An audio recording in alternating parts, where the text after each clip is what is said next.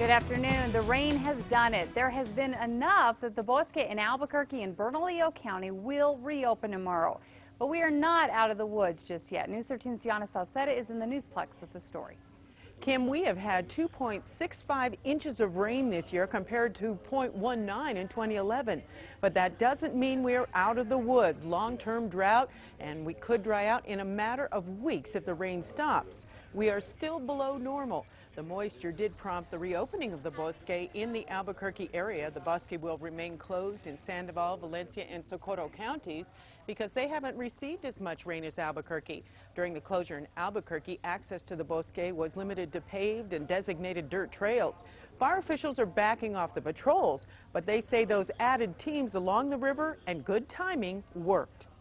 This is the most appropriate time to open up the Bosque. To do it last week would have been premature, especially given that the human impact to the Bosque was fairly high. We were also in the fireworks season. That has passed as well. The biggest factor in the Bosque opening is, of course, the rain. The National Weather Service says the moisture is spotty. Take a big rain day like July 6th.